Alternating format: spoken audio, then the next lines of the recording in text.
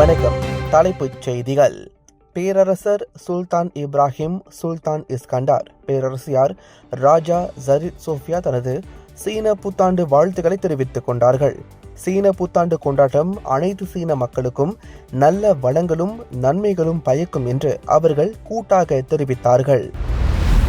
46,000க்கும் மேற்பட்ட உயிர்களை கொன்று 2 மில்லியனுக்கும் அதிகமான பாலஸ்தீனியர்களை இடம்பெயர்த்த ஒரு மிருகத்தனமான இனப்படுகொலைக்கு பிறகு காசாவில் போர் நிறுத்த அறிவிப்பை நாம் வரவேற்க வேண்டும் என்று பிரதமர் டத்தோஸ்ரீ அன்வார் இப்ராஹிம் கூறினார்.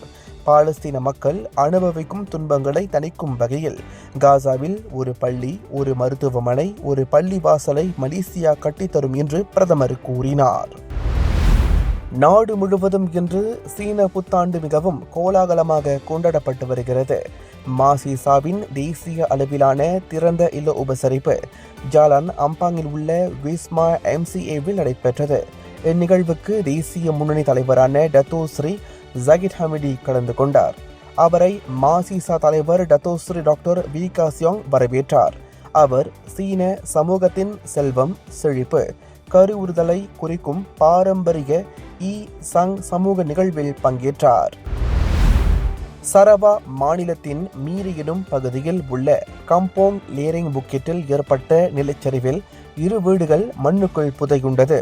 இதனால் ஓர் இளைஞர் பலியான வேளையில் 2 பத்திரமாக மீட்கப்பட்டதாக சரவா மாநில தீயணைப்பு மீட்பு படையின் பேச்சாளர் ஒருவர் கூறினார். டெல்லி சட்டப்பேரவை தேர்தலுக்கான வாக்குப்பதிவு நெருங்கி வரும் நிலையில் அரசியல் கட்சிகள் தீவிர வாக்கு சேகரிப்பில் ஈடுபட்டு வருகின்றன.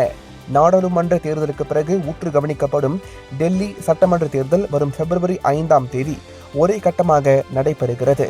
டெல்லியின் பாப்பார் கஞ்சி சட்டமன்ற தொகுதியில் வாக்கு சேகரித்த காங்கிரஸ் MPயும் மக்களவை எதிர்க்கட்சி தலைவருமான ராகுல் காந்தி ஆம் ஆத்மி கட்சி மீது சரம் மாறியான விமர்சனங்களை முன்வைத்தார். உத்தரப்பிரதேச மாநிலம் பிரயாக்ராஜ் கும்பமேளாவில் ஏற்பட்ட கூட்ட நெரிசலில் சிக்கி பலியானோரின் எண்ணிக்கை 31 உயர்ந்துள்ளது. செவ்வாய்க்கிழமையன்று மாலை நிலவரப்படி 4.64 கோடிக்கும் அதிகமானோர் கும்பமேளாவில் புனித நீராடியுள்ளனர். மௌனி அமாவாசையான இன்று January 29 ஒரே நாளில் 10 கோடி பேர் வரை புனித நீராட வர வாய்ப்புள்ளதால் மகா கும்ப நகரில் வாகன போக்குவரத்துக்கு தடை விதிக்கப்பட்டு விரிவான ஏற்பாடுகள் செய்யப்பட்டுள்ளன. ஹாங்காங்கில் சீன புத்தாண்டை முன்னிட்டு பூக்களின் விற்பனை சூடுபிடித்துள்ளது. நகரம் முழுவதும் சுமார் 15 மலர் சந்தைகள் உள்ளன. விற்பனைக்கு அதிக ஆதரவு கொடுப்பவர்கள் சீன தலைநில பகுதியிலிருந்து வரும் சுற்றுப்பயணிகள் என ஹாங்காங் கடைக்காரர்கள் தெரிவித்தனர். சீன புத்தாண்டுக்காக ஹாங்காங் பல நடவடிக்கைகளுக்கு ஏற்பாடு செய்துள்ளது. உலகெங்கும் பல மில்லியன் மக்கள் இன்று சீன புத்தாண்டை கொண்டாடுகின்றனர். கடல் நாகத்துக்கு விடை கொடுத்து பாம்பாண்டை அவர்கள் வரவேற்றுள்ளனர். குடும்பங்களில் அனைவரும் உணவு வகைகளை பரிமாறி பட்டாசு மத்தாப்புகளை கொளுத்தி மிக மகிழ்ச்சியாக கொண்டாடி வருகின்றனர். சிங்கப்பூரில் டெங்கி காய்ச்சல் கண்டோரின் எண்ணிக்கை தொடர்ந்து அதிகரித்து வருகிறது. இவ்வாண்டு இதுவரை 13,600க்கும் அதிகமானோர் டெங்கி காய்ச்சலால் பாதிக்கப்பட்டுள்ளனர். கடந்த ஆண்டோடு ஒப்பிடுகையில் இது 37 விழுக்காடு அதிகம் என்று சிங்கப்பூர் தேசிய சுற்றுப்புற அமைப்பு கூறியுள்ளது. இலங்கை அரசாங்கம் வெளிநாட்டு வாகனங்களை இறக்குமதி செய்வதற்கு விதித்திருந்த 5 ஆண்டு தடையை விலக்கியிருக்கிறது. பேருந்துகள், லாரிகள் உள்ளிட்ட வாகனங்களை தருவிக்க அனுமதி தரப்படுவதாக தகவல் அமைச்சர் நலிந்த ஜெயதிச கூறினார். அந்நிய நிதி இருப்பை கரைத்து விடாதபடி அரசாங்கம் கவனமாக தடையை நீக்குவதாக அவர் சொன்னார். இசையமைப்பாளரும் நடிகருமான விஜய் ஆண்டனியின் 25வது படத்திற்கு சத்தித் திருமகன் என படக்குழு பெயரிட்டுள்ளது. இந்த படத்தை அருண் பிரபு இயக்குகிறார். விஜய் ஆண்டனி இசையமைத்து நாயகனாக நடிக்கிறார்.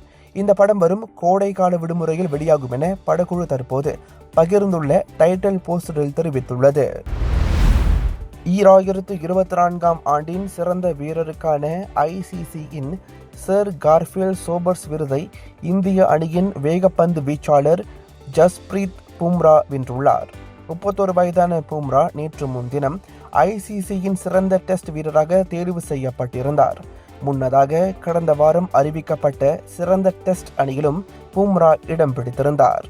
இது போன்ற மேலும் பல செய்திகளுக்கு நம்பிக்கையோடு தொடர்ந்து இணைந்திருங்கள். வணக்கம்.